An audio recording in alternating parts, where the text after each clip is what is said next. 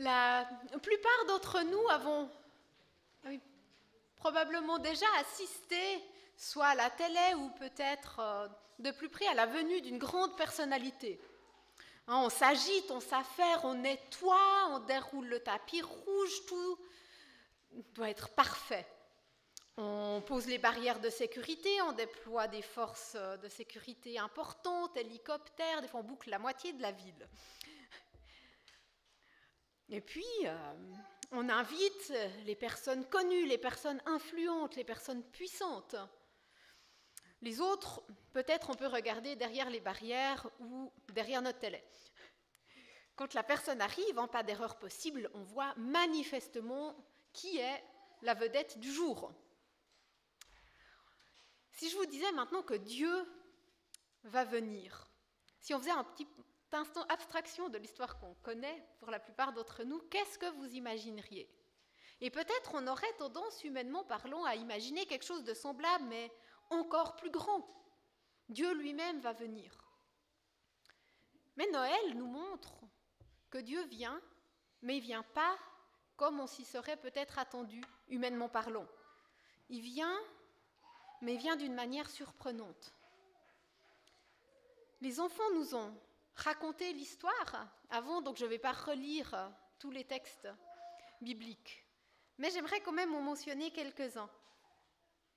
Tout d'abord, Dieu, qu'on l'a vu, descend pas avec fracas, pas de tapis rouge, pas d'annonce faite au grand de l'époque, mais un ange qui apparaît à une jeune femme et qui lui dit « N'aie pas peur, Marie, car tu as la faveur de Dieu. Bientôt tu seras enceinte et tu mettras au monde un fils que tu appelleras du nom de Jésus.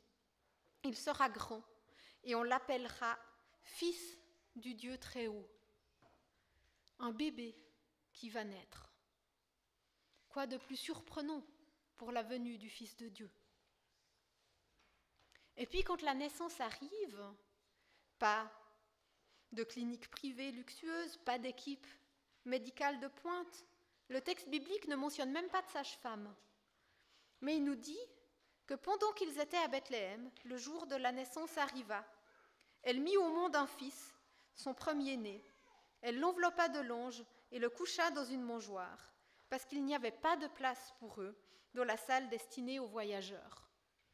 Une naissance dans des conditions très humbles. Pourtant, apparaissent les anges qui chantent la gloire de Dieu, qui annoncent la venue du Sauveur. Mais encore là, à qui apparaissent-ils? À des bergers, des gens tout simples, qui gardaient les moutons dans les champs. Puis une étoile apparaît qui guide des mages venus de loin jusqu'à Jésus. Cette histoire de Noël, elle nous montre quelque chose de qui est Dieu, du cœur de Dieu et du monde que Dieu aimerait voir.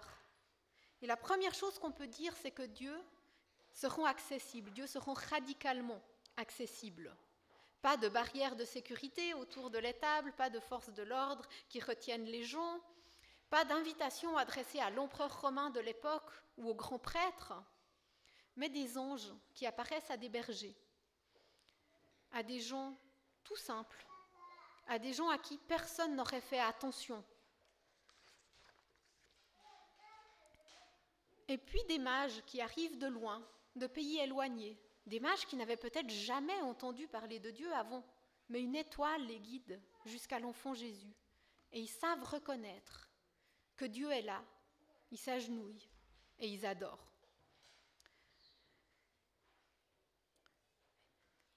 Dieu vient comme cela, je crois, parce qu'il aimerait nous dire que pour lui, chacun est important, qu'il veut se rendre accessible pour tout le monde. Des gens venus de loin, des gens venus de près, autant des savants que des gens simples. Dans les tables, chacun peut venir. Et si tu avais l'impression d'être trop insignifiant pour que Dieu s'intéresse à toi, eh bien sache, entends aujourd'hui que Jésus-Christ, quand il est venu, il s'est rendu accessible pour tout le monde. Je crois aussi qu'en venant de cette manière, Dieu veut confronter une manière de fonctionner de notre monde, une manière de fonctionner qui donne de l'importance aux riches, aux puissants, aux grands, une manière où on cherche d'abord notre intérêt, on cherche à agrandir notre renommée, notre honneur. Un chant chrétien qu'on n'a pas chanté aujourd'hui, un chant traditionnel dit ces paroles dans sa deuxième strophe, il dit « Le roi des rois, né dans une humble crèche, puissant du jour, fier de votre grandeur, à votre orgueil, c'est de là qu'un Dieu prêche. » Jésus vient montrer un monde différent, vient montrer un monde qui n'est pas caractérisé par des rivalités, par l'orgueil, par des luttes, mais un monde où Dieu lui-même s'est fait humble, un monde où Dieu est venu dans un bébé, un monde où tout le monde peut s'approcher, où tout le monde a de la valeur, où tout le monde a de l'importance. Combien de fois on n'a pas vu des pays, des familles, des communautés déchirées par l'égoïsme et l'orgueil de certains. Jésus vient nous dire qu'avec lui, c'est différent. Il est le roi de l'univers, celui à qui revenait toute gloire. Pourtant, il est là, dans une humble crèche. Plus tard, 2 de ses disciples viendront lui dire qu'ils aimeraient des places d'honneur et de gloire dans son royaume. Et Jésus leur répondra ceci. Il leur dira dans l'évangile de Matthieu, au chapitre 10, au chapitre 10 de l'évangile de Marc, il leur dira ceci. Il leur dira, vous savez que ceux que l'on regarde comme les chefs des peuples les commandent en maîtres, et les personnes puissantes leur font sentir leur pouvoir. Mais cela ne doit pas se passer ainsi parmi vous. Celui qui veut devenir grand parmi vous sera votre serviteur, et celui qui veut être le premier parmi vous sera l'esclave de tous. Car le Fils de l'homme, donc Jésus lui-même, n'est pas venu pour être servi, mais pour servir et pour donner sa vie en rançon, pour libérer une multitude de gens. En venant humblement à Noël, Jésus vient nous montrer et nous ouvrir un chemin différent. Un chemin qui ne dit pas « moi d'abord », mais qui dit « je donne ma vie pour toi ». Un chemin qui peut nous libérer de l'orgueil, qui peut nous libérer de la haine, qui peut nous libérer des rivalités et nous ouvrir à l'amour et au service de l'autre. Et il ne va pas simplement dire « mais je vous montre l'exemple, faites comme moi », parce qu'il sait que ça ne suffirait pas. Il sait que s'il disait simplement « faites comme moi », eh bien, si on a de la peine, on risque de tomber dans le désespoir. Et si on y arrive, ou on a l'impression d'y arriver, on risque de retomber dans l'orgueil. Et on recommence au début. On risque de dire « ah ben moi, j'ai réussi à faire comme Jésus ». Mais il vient nous dire « non ». En fait, ce dont vous avez besoin, c'est d'un cœur transformé, c'est d'un cœur nouveau, c'est d'un cœur qui est libéré de cet orgueil, qui est libéré de cet égoïsme. Et pour vous redonner cette vie nouvelle, je donne ma vie pour vous. La foi chrétienne vient dire que celui qui a placé sa foi et son espérance en Jésus-Christ, d'une part, il est pardonné. Jésus-Christ, il a payé, et tous les actes qui ont été inspirés par notre envie de grandeur, de gloire et d'orgueil, Dieu, il n'en tient plus compte.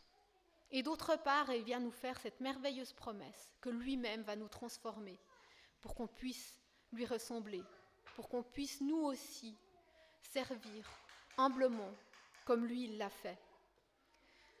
Alors qu'en ce jour de Noël, on puisse se réjouir de cet amour de Dieu, de cet amour qui est pour tout le monde, de ce Dieu qui s'est rendu accessible à chacun, que vous veniez de près ou de loin, que vous soyez riche et influent ou que vous ayez presque rien. Dieu, il est ouvert, il accueille chacun. Et que cette vie que Jésus a donnée, eh bien, elle puisse nous encourager à nous, à notre tour, nous donner pour les autres, de nous, à notre tour, chercher comment on peut servir au lieu de chercher à comment on peut être servi, de chercher à comment on peut aimer notre prochain au lieu de se demander toujours comment être aimé nous, parce qu'on sait que l'amour le plus grand, on l'a reçu en Jésus-Christ. Amen. Et je vous invite à méditer un instant avec un morceau musical.